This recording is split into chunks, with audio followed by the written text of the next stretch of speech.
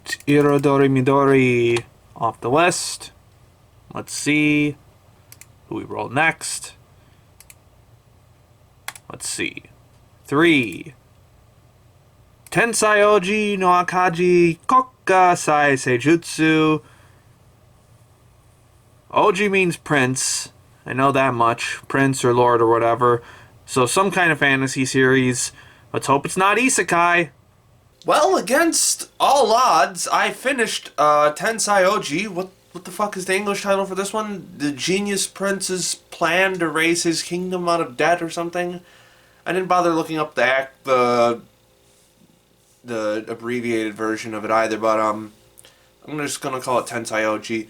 I've also been fucking sneezing the entire back half of the day, and I just took a Benadryl, so I apologize if I'm a little under-energized for this one. But, yeah, did not expect to finish this one at all. Did not expect to even make it past the first episode. Because it has pretty much everything that I don't want from a show. It's got a kind of annoying main character. It's got significant animation issues.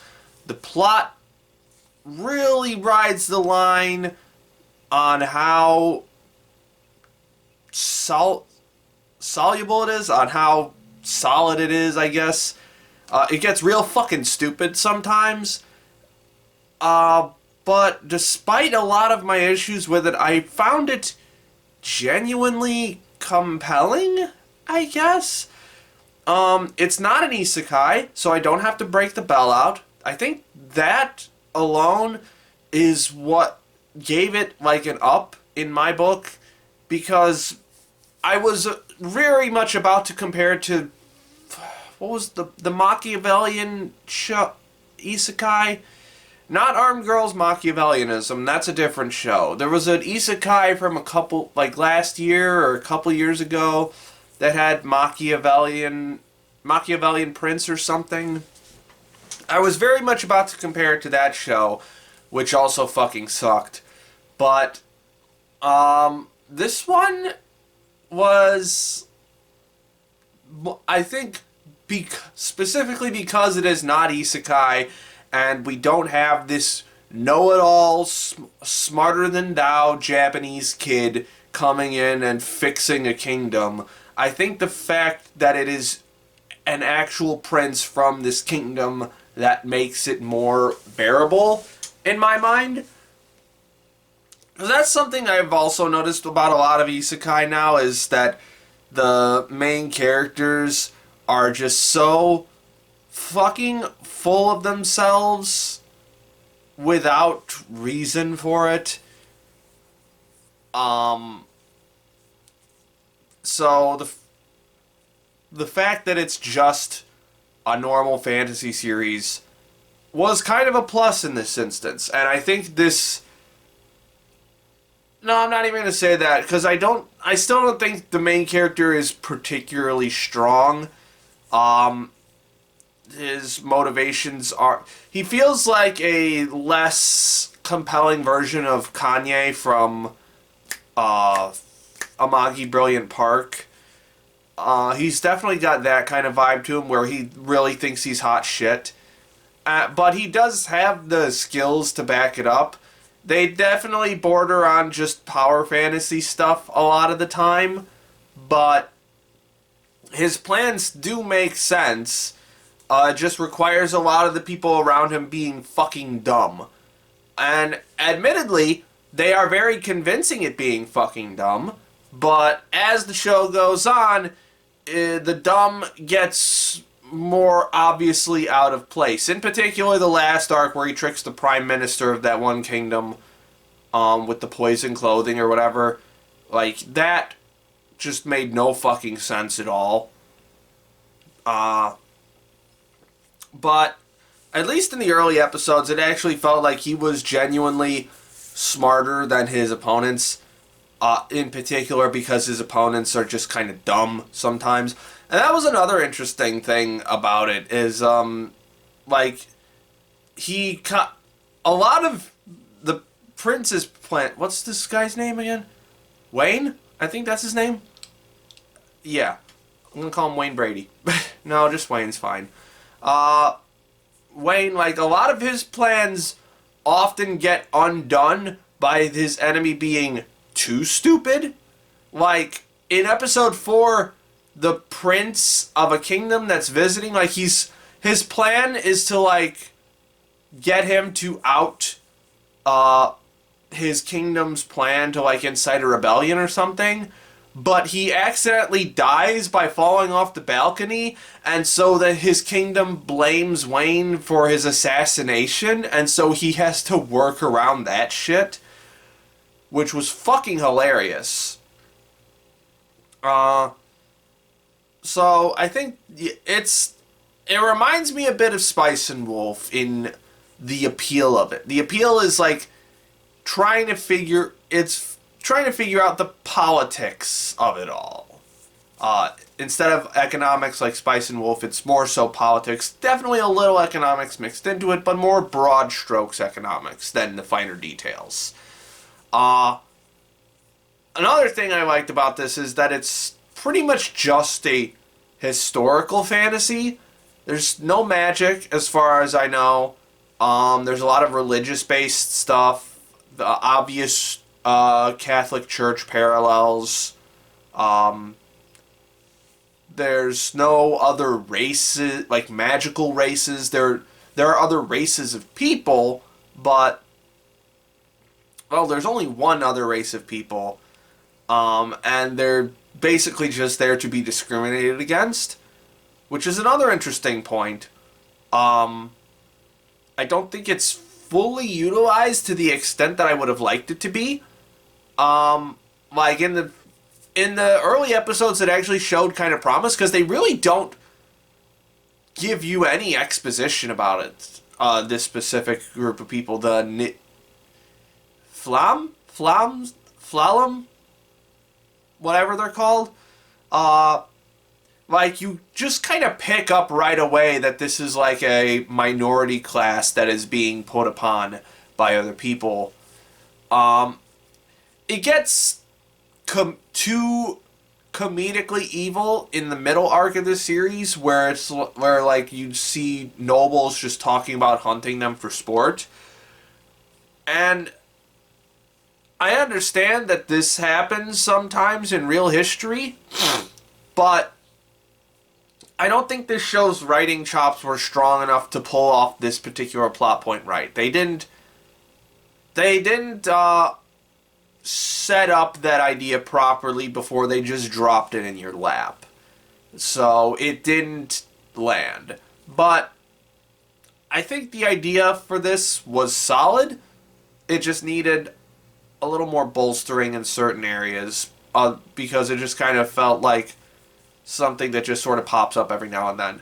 But back to I hesitate to call it world building. Well, it is world building. It's just this is a historical fantasy in a completely different non-European continent. It is the cultures seem to be vaguely based on Europe and Asia to some degrees, but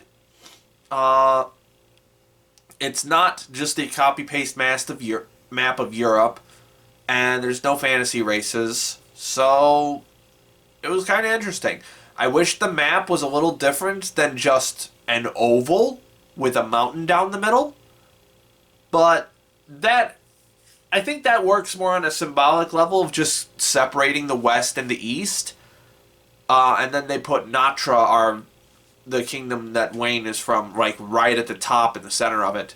And that's an interesting perspective to tackle too. This kingdom that's sandwiched between two warring factions of powers. So I guess I kind of enjoyed the world building for this series. Aside from that, most of the characters were ranged from tolerable to pretty okay.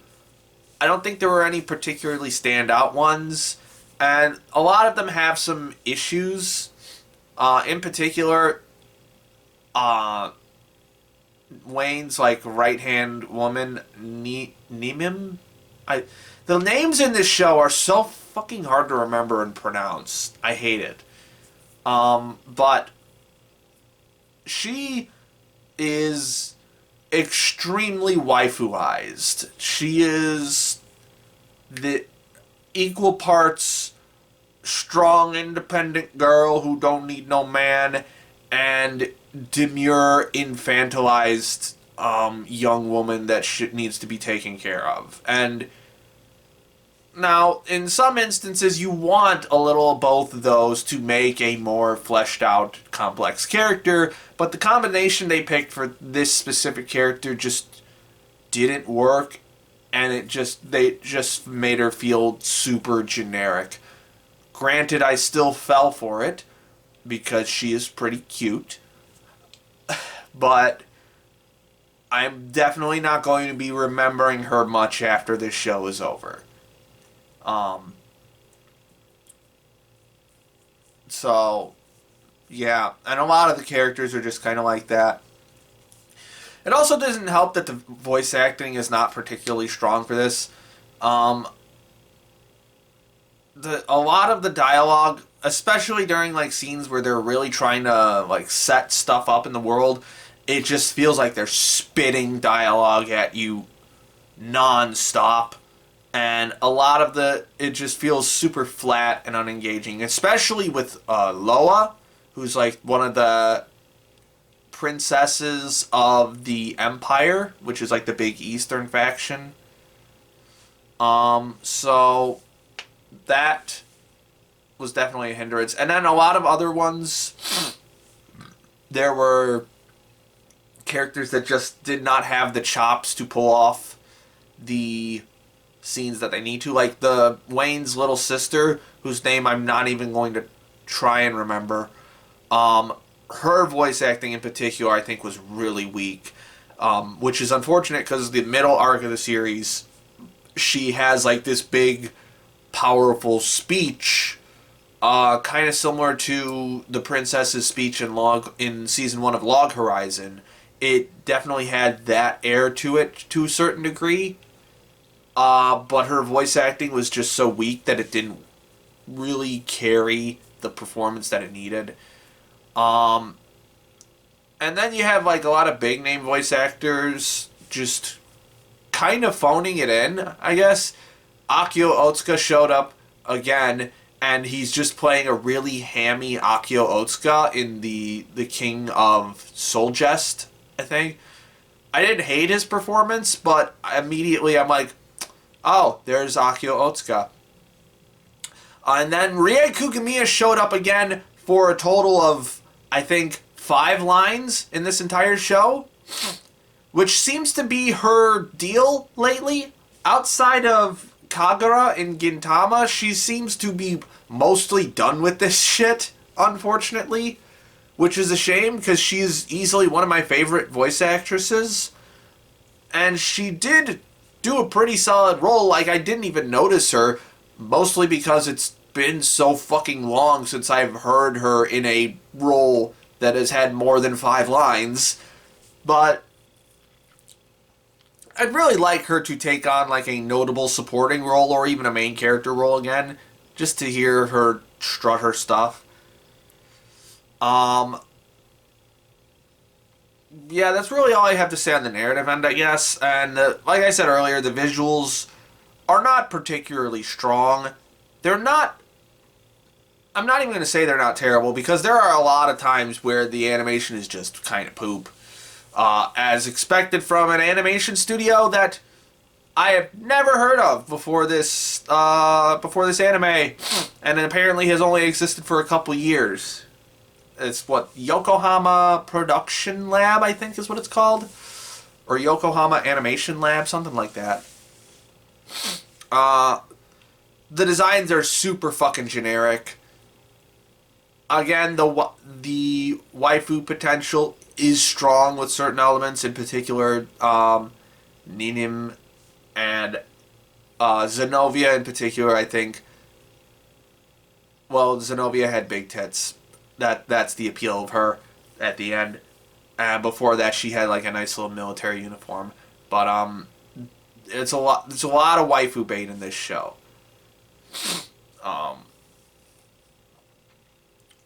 Yeah, that's not particularly. Sorry, I was about to sneeze. Not a particularly strong production, and it gets pretty melty at times.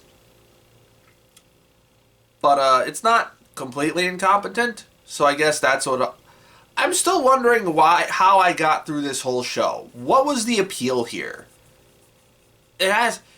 I'm fucking confounded by. Was it just? I think it was mostly just me. That fact that I actually enjoyed the world building, and that the characters were just barely passable enough to make the thriller plot elements work, and the humor was just good enough to make me not hate it.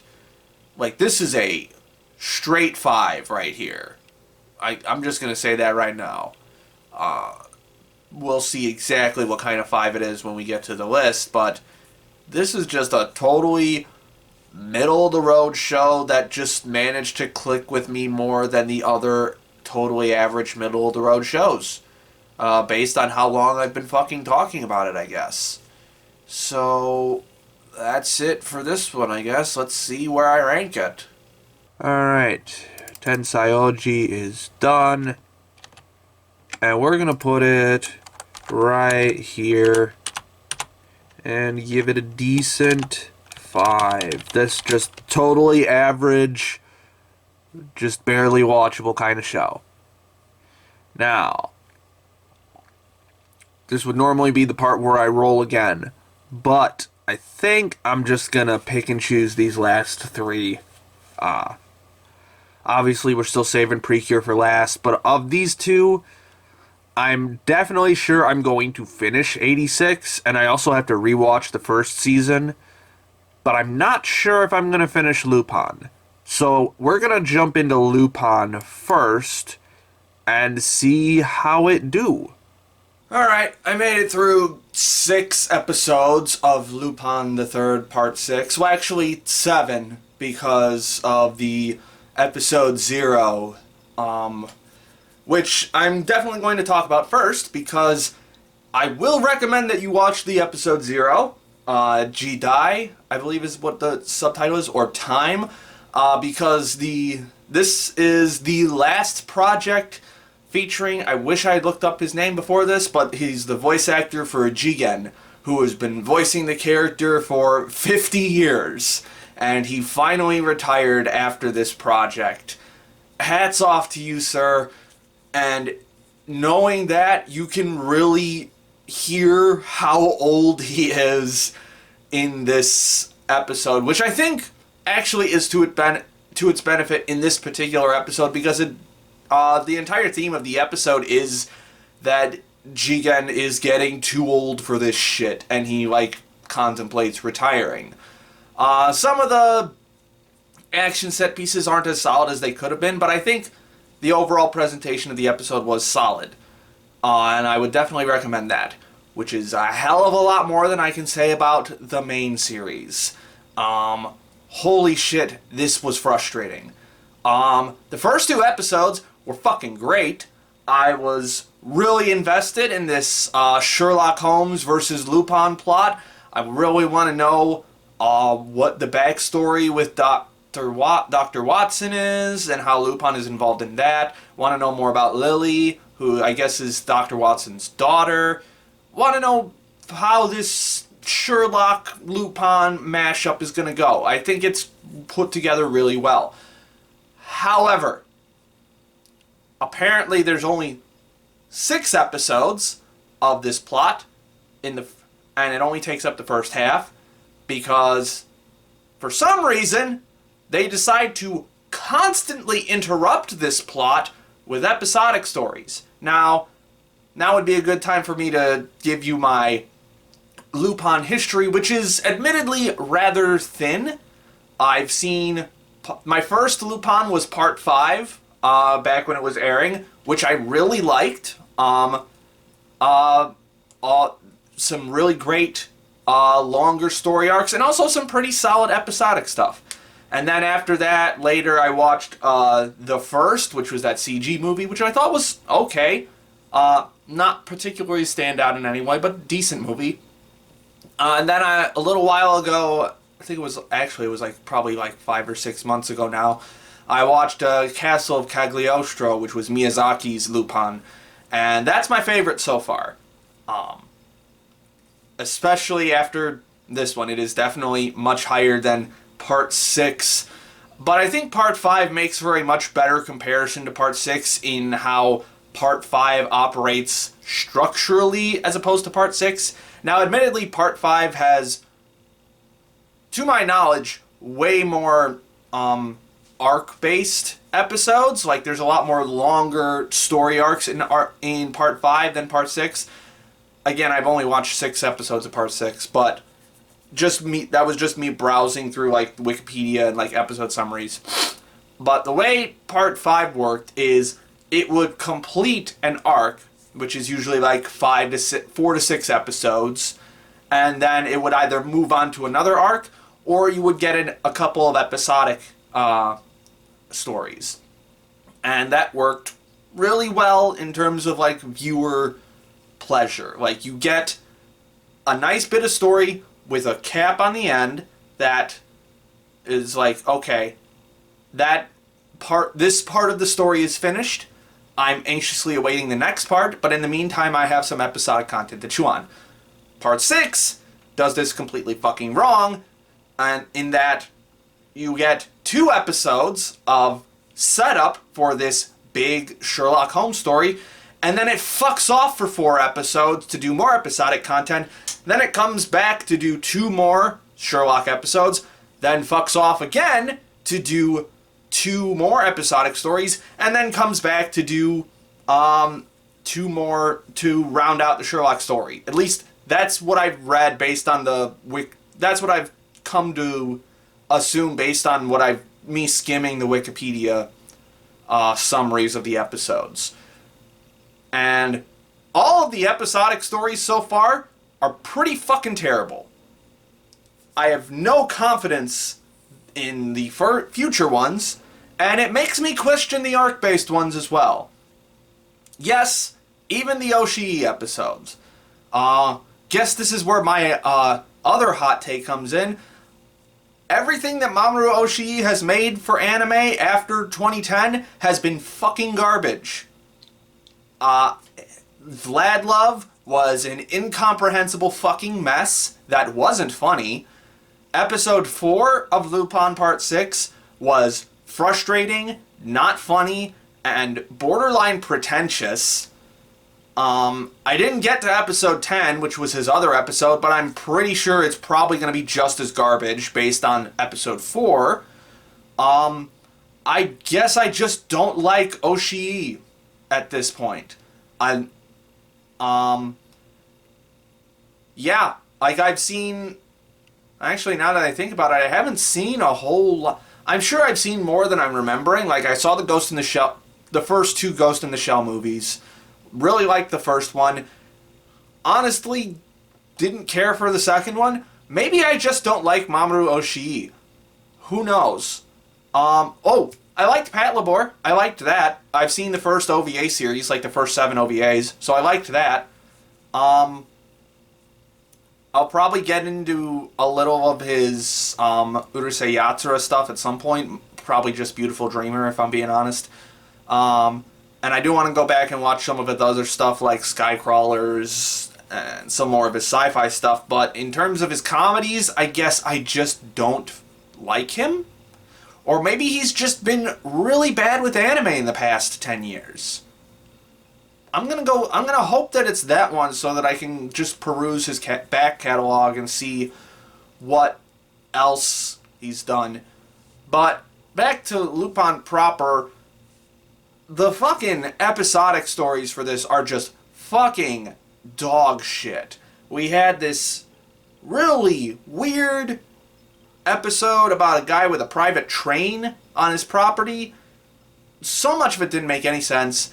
Then we got the Killers in the Diner episode, which was Oshi's episode, which was not funny and infuriating to watch.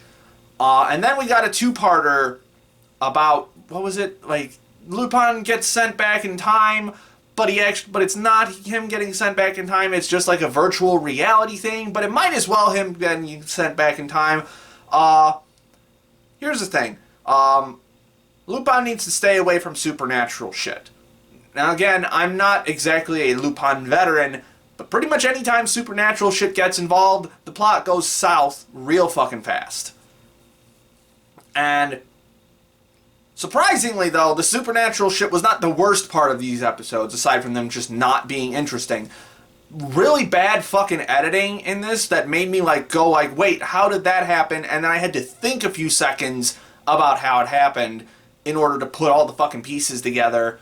What else happened? There's the dumb supernatural shit.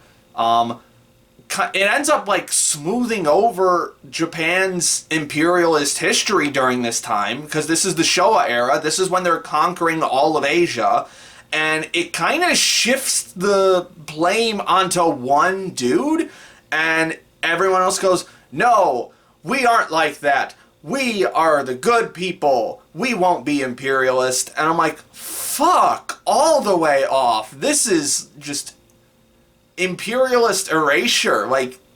This is almost propaganda-ish to a point. What the fuck?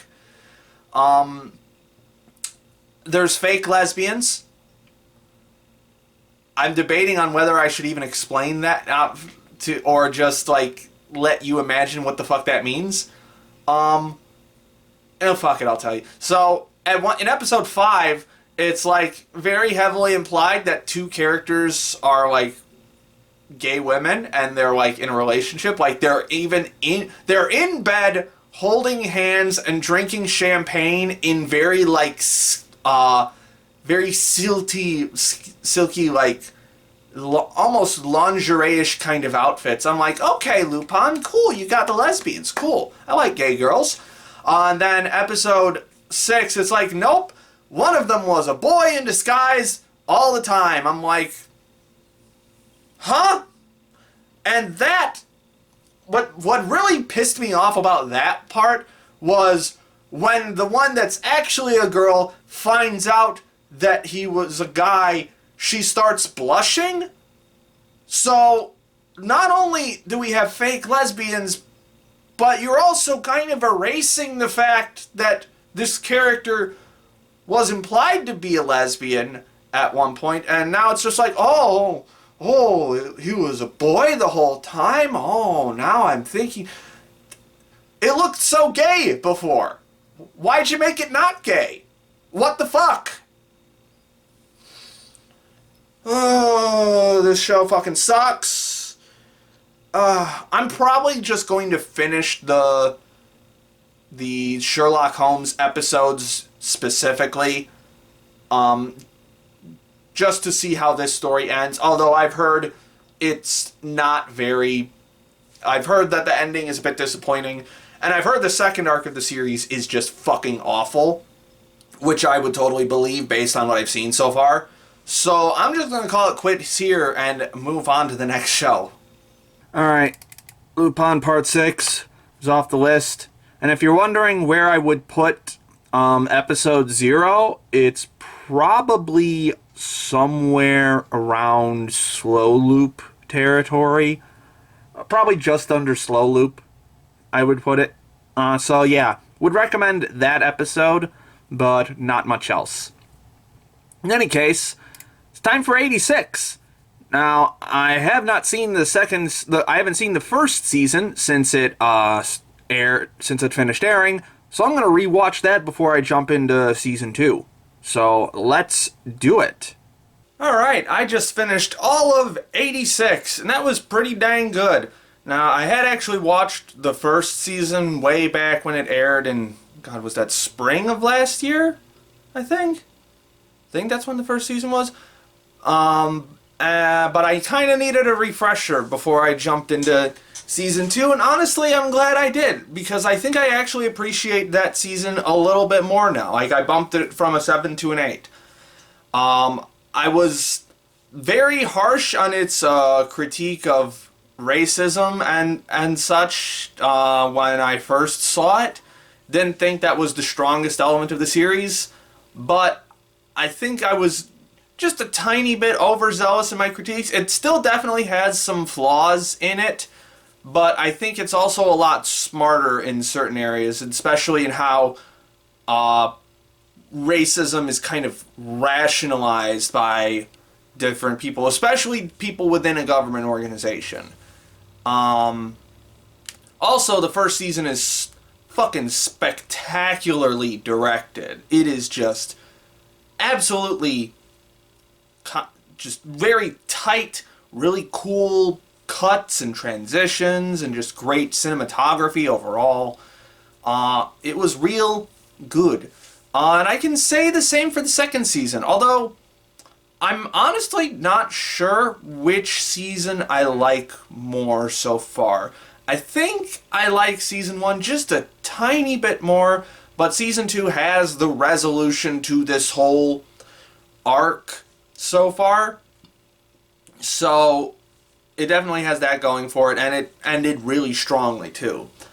I guess I should also point out this actually, most of this technically aired in the fall 2021 season, but because of several production delays and also just a time slot getting taken away from them in general because of like some other kind of broadcast thing, this anime didn't finish last year. It actually, the final episode aired, I think, like at the very end of March, so like a little over a month ago from when I'm recording this. So technically it ended in this year, so I'm counting it along with this year's stuff. In any case, I think it holds up pretty fucking well compared to all the other stuff from this year so far. It's very much a direct continuation, obviously, of the first season. My one notable critique, I guess, that I would have made me like this second season a lot more is that it very much cuts back on the amount of Lena in it. Like, she is much more of a minor character in this second season, whereas in the first season she's basically the deuteragonist.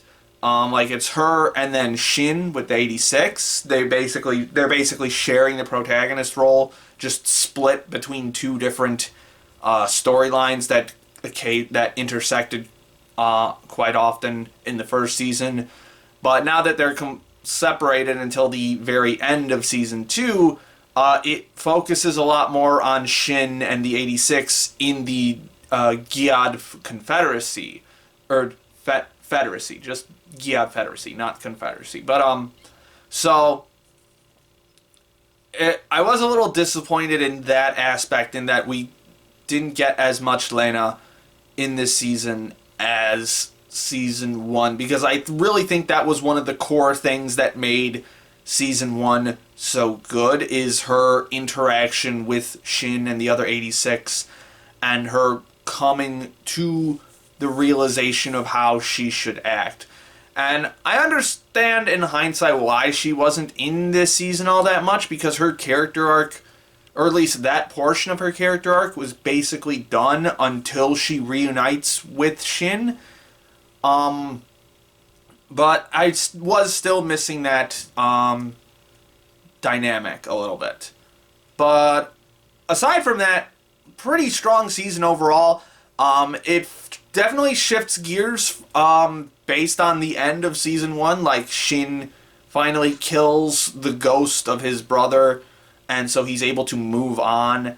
And so it kind of takes it to the next logical conclusion. It shifts gears from child soldiers who are forced to fight because racism towards, okay, now what? And it makes this, it really shifts it a lot towards the more personal aspects of fighting. Like, why do these characters fight? Why does Shin continue to fight? And the answer is because he doesn't really have anything else at the moment. Like, it's just kind of all he knows. And it is a little, weird. I don't want to say weird.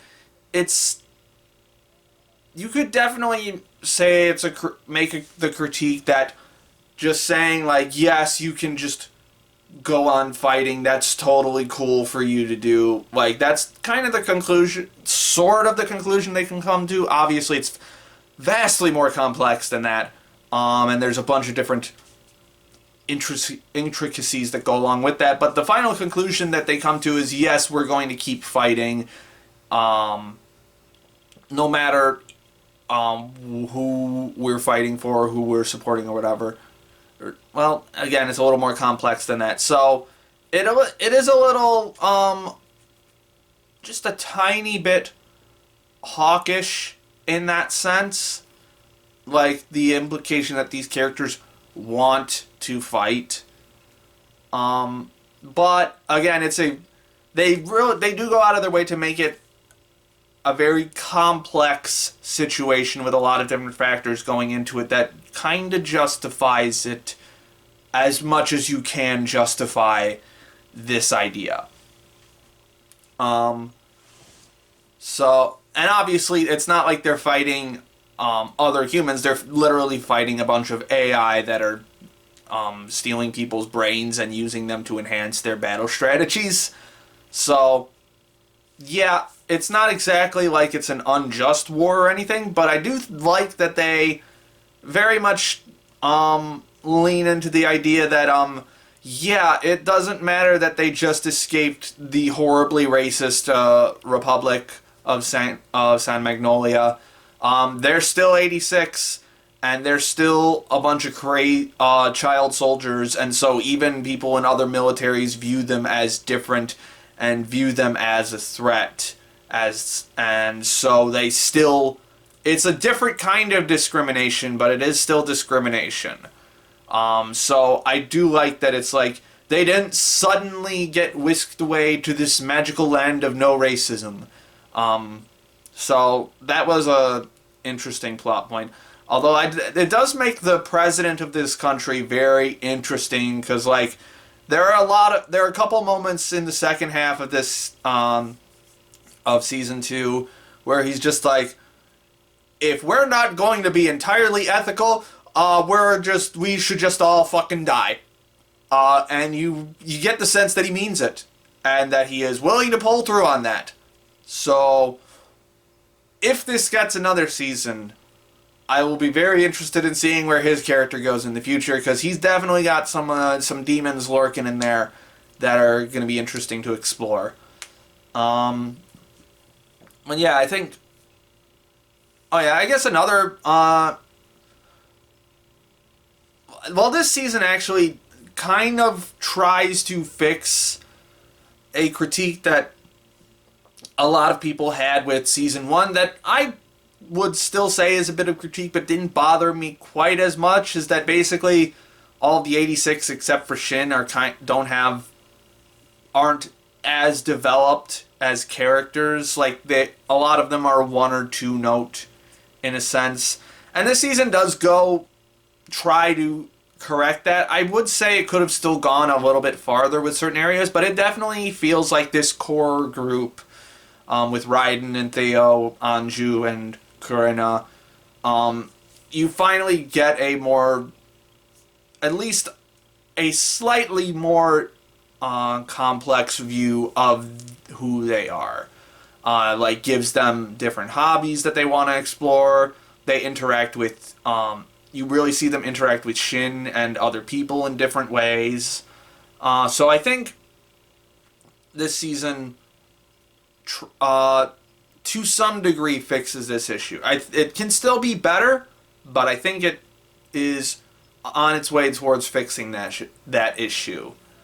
Trying to think if there's anything else story-wise that I wanted to talk about, because actually this is a surprisingly heady series. Like, it's not just pew pew action stuff. Like, this is it really dwells on a lot of ideas about war, about PTSD, about purpose, and I think it all really wraps a lot of its ideas up pretty nicely in the penultimate episode, which if I had been watching this weekly and had to wait for the final episode to air, I think I would have still been pretty satisfied with where the season left off, because that penultimate episode is still really strong, where Lena and Shin do finally reunite, but they don't quite meet yet.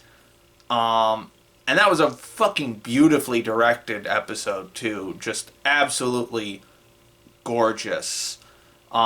Which most of the show is. Most of the show is still really fucking solid. Although, as one might expect from a show where episodes missed their deadlines, not all of it is as tight as the first season. I would say it still has as many really good looking moments as the first season. I would say it's still on par in that department. In fact, just all of the shit in episode 12, the way it's directed, the way it's shot, the way they fuck with the aspect ratio, how Lena literally breaks out of the aspect ratio when she meets Shin in this episode, is just so fucking incredible. But I would say that there are definitely more, not jank moments, but just less polished moments. A lot of moments where you can see that they needed a little bit more time, a little bit more in between animation polish, or some shots that are just where they go out of their way to cost cut a little bit more than the first season. And some of the shots are a little bit more ambitious than it looks like they had time for, but overall still a really polished looking season for the most part. Aided especially by the soundtrack, which I completely fucking forgot about. Completely forgot that Hiroyuki Sawano was working on this.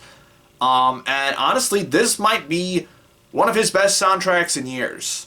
Like, I haven't been watching Attack on Titan, so I can't really say what his work on that's been like. But some of his past works, like I wasn't as impressed with the Promare soundtrack, for example. It wasn't as varied as I would have liked it, and a lot of the tracks just felt like, yes, that sounds like a Hiroyuki Sawano track. And I guess another one of my minor complaints with Season 2 of 86 is they really do end up repeating a lot of soundtrack music, in particular that really menacing one where it's the piano that just hammers on the D at the beginning, like the bump, bump, bump, that one. Like, they use that a lot in this season. But it is a fucking phenomenal track. You don't really think of piano stuff when you think of Hiroyuki Sawano. So this track is, I'm not going to say it's outside his wheelhouse, but it is unexpected how much it relies on piano. And these very what's the adjective form of that word? Virtuosic, whatever. These very extremely technical piano performances were really fun, were just fucking great and just really ear-catching. And again, that one track I just mentioned is going to be stuck in my head for a while. And then, of course, he has his usual Sawano-isms, the big bombastic scores that are all super fucking good, that go really well with the battle scenes. That's another thing. I think this season, it was something that I only mildly noticed in Season 1, but I also noticed a little bit more in Season 2, is the... well, no, not so much in Season 1. Just mostly in Season 2 is the lead up to the climax, the build up to Shin's final battle with what is it, Kyria, I think, was Frederica's knight's name. The build up to that felt super tropey and just not as engaging, where they're just getting picked off one by one. I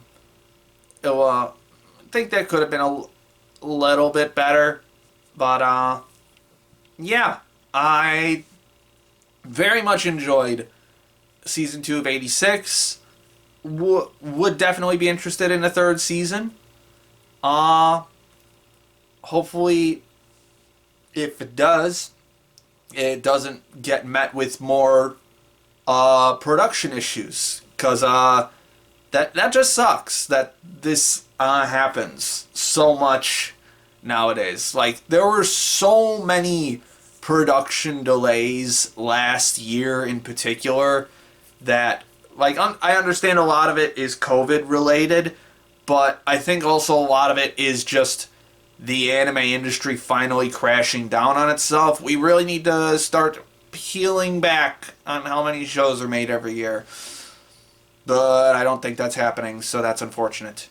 But anyway, 86 is good. Alright, 86, season 2 is done.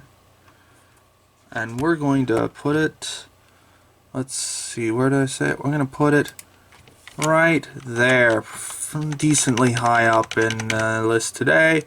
And we're going to give it a light 8, just on the edge of a light 8 or a strong 7.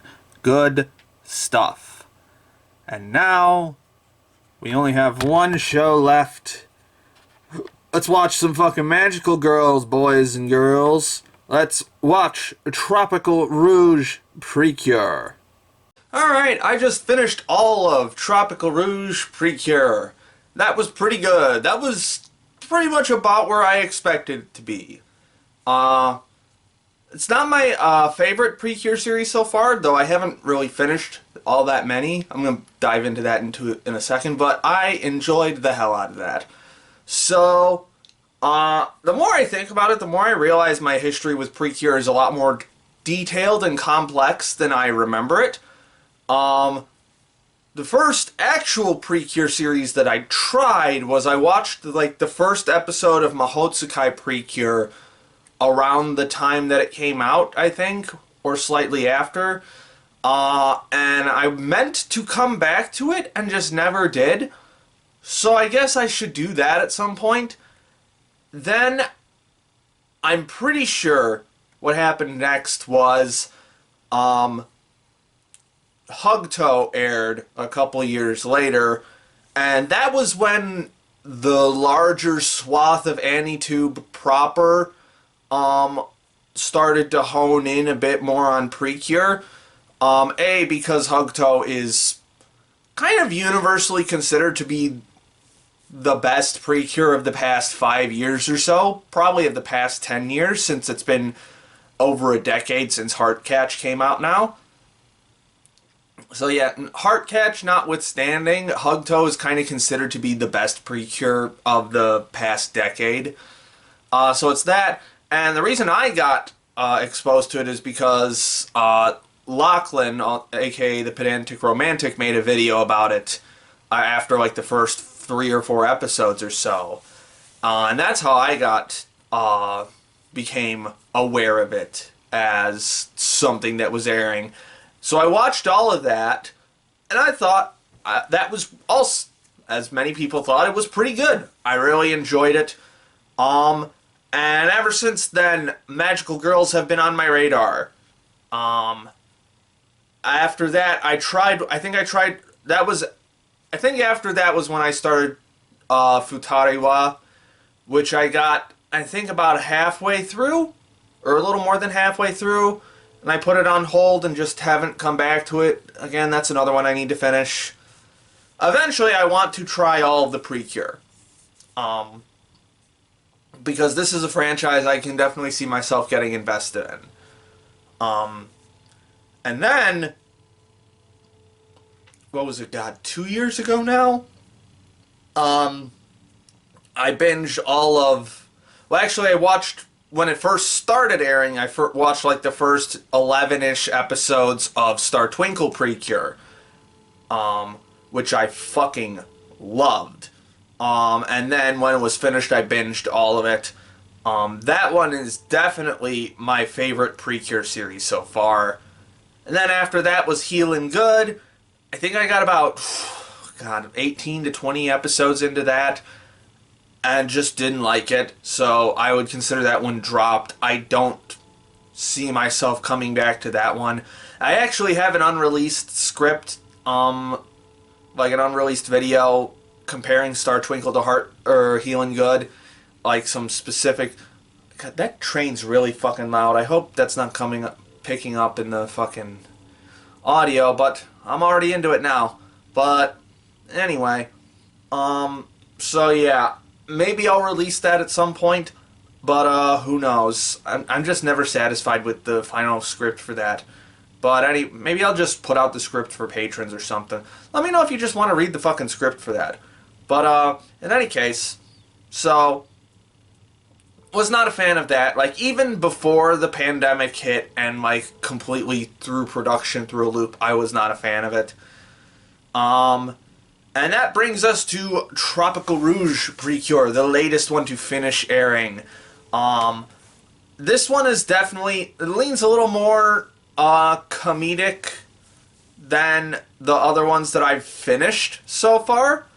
Like, there is a very, very, like, complex spectrum of, like, how episodic versus how story-centric Precure can get.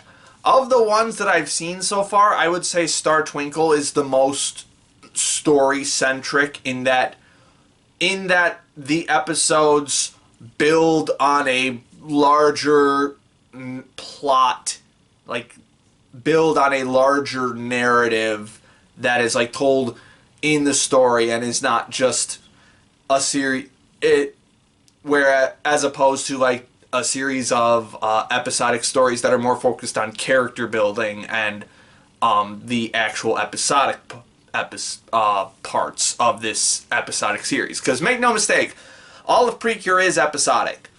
Some are less episodic than others, but all Precure is episodic. So don't get into this franchise thinking that there are story-based ones or plot-driven ones that you can just jump into, because they're all, to some degree, episodic. I would, like, even Star Twinkle, I would say, is at least 40%, 50% episodic. At the very least. But, yeah, there is a spectrum of episodicness to Precure. And I would say up until probably the last 10 episodes, Tropical-Rouge is mostly in the comedic episodic camp. Like, there are occasional plot-building episodes here and there, but the plot proper really doesn't kick into the last 10 to 15 episodes of this 46-episode series. I was actually kind of thrown off by the episode count, too, because normally Precure's in, like, the 48 to 50 range. Again, COVID threw everything off in terms of production, so that's just the thing. But anyway, in terms of those episodic stories, I would say of the Precure that I've finished so far, I would say they are the strongest. I would say Tropical-Rouge has the strongest episodic stories out of all the Precure that I've tried so far. Again, there's only 5 other Precure that I've tried. So, well, I'm not going to count Mahotsukai. So I've only tried 4 other Precure, but still, I would say Tropical-Rouge is just really strong on its comedic episodic content, really strong on its individual character building, which I think is probably most important for this series. And yeah, I had a hell of a blast with it. I love all of these characters. Like earlier on in the series, I was gonna be like, all right, at the end of this, I'm gonna post like my ranking of like all the cures from this, which ones I like the most, which was I liked the least. But then I got to like 10 episodes from the end. I'm like, I can't make this list because I can't put someone at the bottom of the list. I love all of these characters. They're just so fun and endearing and just full of life. And that's the other thing about Precure is the characters get surprisingly complex if it's written well. And these are some decently complex characters. We got, like, whether it's just... Yeah, this is just a really strong cast of characters. Love Manatsu just being this bubbly monkey girl, just super Genki energy all the time. Except when she actually feels a little defeated. And then sad Manatsu is just like ooh, my heart, that hurts. And then we have fucking Sango, our little... who I would guess I would call the Fluttershy of the group, the shy girl, who... yeah, I mean, that's a pretty accurate description.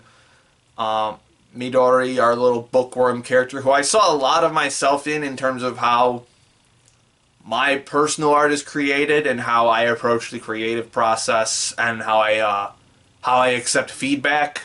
Then there's Asuka, who probably drew the most attention when this series first premiered, because she's like a little on the buff side, which I was not expecting. She's a big, sporty girl, super cool and athletic. Love her. And then, of course, there's Laura, our bratty-ass mermaid, who's just an absolute delight to watch. I fucking love this cast. It's just so fun and bubbly and really drives these episodic stories forward. Now, not all of the episodes are great. I do have to admit that. There are definitely ones that I didn't particularly care for, like the student council election episode I thought was just kind of bad. It basically just is the very stereotypical student council election episode, all with all the tropes that it includes. But those bad episodes are very few and far between in this, which is why I have no problem just why I had no problem just rolling with it through the bad episodes. Like, if it came upon a bad episode, I would just be like, well, that's unfortunate. Guess I'll just power through this and get to the next one, because I know the next one's probably going to be really good.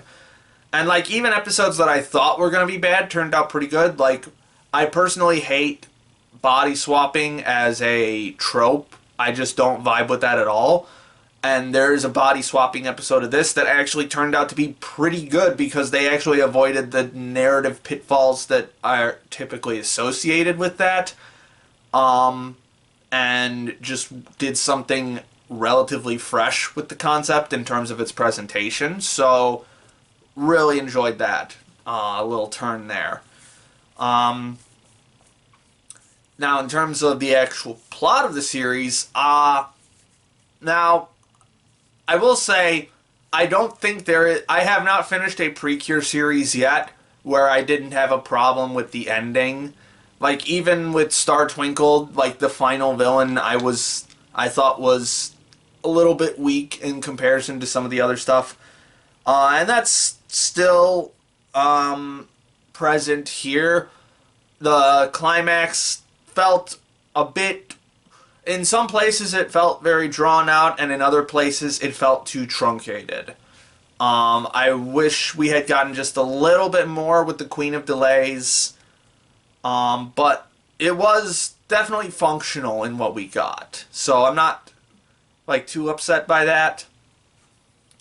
Although I did have, like... I was a little disappointed that my prediction for the big reveal of the Queen of Delays backstory was wrong, because I kind of felt like my version was a little bit more interesting. So at one point it's revealed that, like, mermaids have their memories of humans wiped if they interact with them on the surface. And so my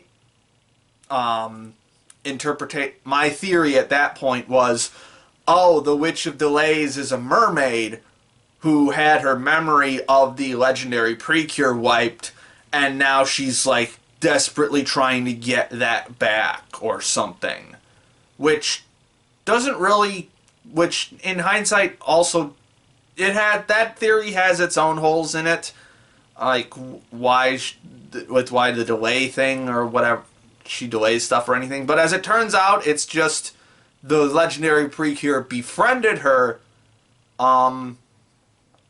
while she was on the surface as the Witch of Destruction, and eventually they started fighting, and then the witch just left in the middle of the battle and just put the battle off more and more until eventually she just forgot what she was delaying in the first place, which is still really cool. I thought mine would have been a little bit more. I sound really fucking arrogant the way I'm saying this right now. The scenario I thought of in my that conjured its way into my brain would have been more interesting thematically, I think, because it kind of plays on the idea of this memory wipe thing is inherently bad. Like, this is a not a good thing. And that's another one of the problems I have with the ending, is it doesn't really challenge the mermaids get their memories of humans wiped thing. Even though, like, even after Laura has her own memory wiped after coming back and finishing up all the Precure stuff, like, she does eventually go back to the surface and meet Manatsu again, and then they just end up remembering each other anyway because their friendship was so strong, which is fine. I'm not annoyed by that, but I would have liked it to challenge the idea that, hey, maybe we shouldn't be forcing people to forget their memories that they make with humans. And I think, like, the theory I came up with kind of would have at least gave a better reason for it, because then it would be like especially if, like, the Witch of Delays was a mermaid and then something bad happened or something while she was during her friendship with the Precure or whatever. Yada yada institute a memory wipe scenario. And they kind of try to throw a reason in at the end, like, oh, long ago a mermaid tried to erase her memories of the surface because it was painful or something, which I get, but they didn't really dwell on that. I'm nitpicking a children's show at this point, if you can't tell. I feel comfortable in doing that, considering all the other praise that I've given it so far. Like, I like this show. I want to be very clear that I like this show. I'm just throwing out my nitpicks at this point because I will never get out from under the shadow that Star Twinkle has cast over all other Precure for me. And it's not even the most, like, critically acclaimed show. Like, Star Twinkle's not really up there for a lot of people in the Precure community, from what I've heard. It's just sort of part of the rest of it. Like, it's not on Hugto or Heartcatch's level. But for me, I just vibed with that series so incredibly hard that a lot of other Precure just are not measuring up for me. And that's just something I have to get over. But it is what it is. Star Twinkle set the standard for me. And so either you match it or you don't. Such is. But, yeah, so the thematic work could have been a little stronger for Tropical-Rouge, but I did like the motivation motif where the Yaraneda, the giant monsters, are literally stealing people's motivation and making them less productive. Probably not the best considering the current social trends regarding productivity, but it's also not a inherently bad idea, so I'm not going to fault it for that. But yeah, the story and themes are a bit of a mixed bag overall, but the episodic content more than makes up for it because this series is just so fucking funny. And it's also really good looking. This is also probably one of the better looking Precure series that I've seen so far. Um, uh, it's one of the few so far where I didn't dislike any of the Precure designs. Because I'm not a big fan of the big hair trend for some Precure. Like, whoever the blue one is in Hugto, I did not like her design at all. I wasn't a, well, yeah, like I'm typically not a big fan of like big hair looking Precure. But there, even though there are some like that in Tropical Rouge, but I didn't mind them as much here. Like, Cure Coral looks fucking great. Um, Cure La Mer kind of rides that line of, like, I'm not as big a fan of it as the other four, but it still really works. Fucking Cure Summer and Cure Flamingo are fucking incredible designs. Absolutely love them. And I really like how their powers are just sort of integrated into their characters. Like, the different minute details of everything. You really start to understand, like, how the staff kind of put these characters together visually, narratively, so on and so forth. And a lot of that comes through in the visuals that are paired with these characters. And it's also probably one of the Precure with the least jank that I've seen so far as well. Although, to be fair, this is also the first, well, it's not the first Precure that I streamed because I streamed Healing Good, but that one also had a lot of visual issues as well. But the other two, like Hugto and Star Twinkle, I've only had torrents of that capped off at 720, because they were not streamed, which is unfortunate. I would love it if a certain streaming company picked up Star Twinkle and Hugto. That would be great. But yeah, this is definitely one of the least jank looking Precures that I've seen so far. And it also has some really fucking high moments too, like the episode 29, just fucking phenomenal all around, absolute incredible animation talent, and also some really strong lighting choices and directing and such. Episode 19 is also a really solid one in terms of directing, just really tight looking episode overall. That's what I kind of look out for now with Precure. Not so much like the big Sakuga moments, although those are nice. I really look out for those, like, really interesting looking episodes. Like the episode 19. Or, like, in Star Twinkle, like episode 11 kind of fits that bill. And then maybe episode 36, I think. The one with Emma's backstory or whatever was her name, Cure Soleil, whatever her backstory episode was. That was also a really really coolly directed one.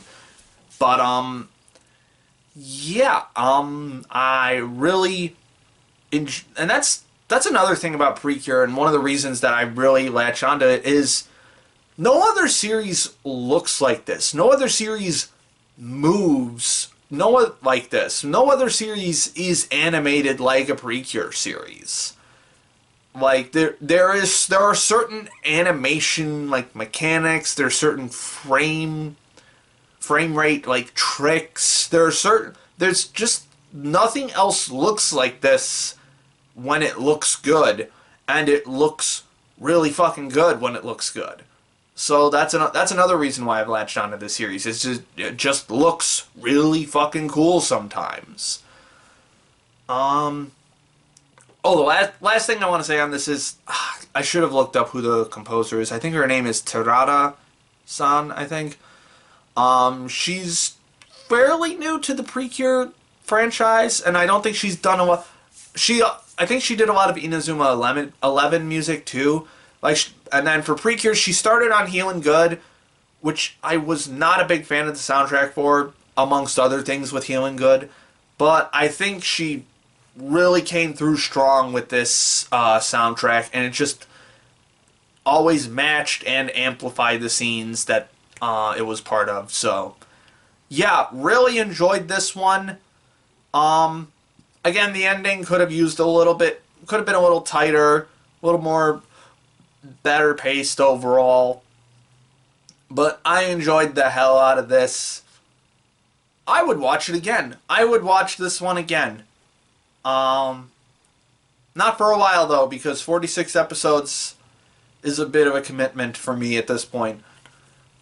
I watched like fucking, I think I watched either 22 or 24 episodes today, somewhere in that range. Like I started at 9 in the morning and it is now past 11 at night. So I'm a little pre-cured out at this point, although I'm probably going to watch the movie tomorrow morning. It's a crossover with Heartcatch, so that'll be interesting. I know nothing about Heartcatch other than that people really love it. So I'm probably going to watch the movie tomorrow, and I'm super hyped for that. But that's all I have to say about Precure. Let's go to the list. Alright, Tropical-Rouge Precure is done. And we're going to put it right in here. And that will get a strong 7. It's a very strong 7, just so we're clear. Right on the border of a light 8. And that's all we have in terms of the winter 2022 season. We are all done.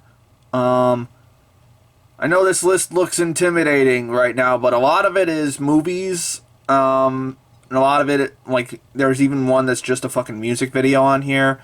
But yeah, how many TV series did I finish? Let's see, 1, 2, I'm gonna count, let's say series. How many series did I finish? 1, 2, 3, 4, 5, 6, 7, 8, 9, 10, 11, 12. I finished 12 TV series from this season, 10 of which I would recommend, because I'm not going to recommend these two. These are just shows that I finished. Unless you're really fucking in love with the premise, I would not recommend them. But yeah, here's my rankings for the winter 2022 season. Now with that said, we got a whole new season coming up, boys. How many we got? How much new shit do we have? Fucking depending. I have no clue when this is actually coming out, but so we're gonna say we have 37 shows. Fucking kill me. And that's probably not even right either, because some of these, I use Live Chart now to get all of these instead of Mal, and some of these are like just random episode, like prologue episodes or something, or TV specials, and then there's probably some movies that I'm missing. But yeah, join me in the next time for the seasonal wrap-up show, Spring 2022 Part 1.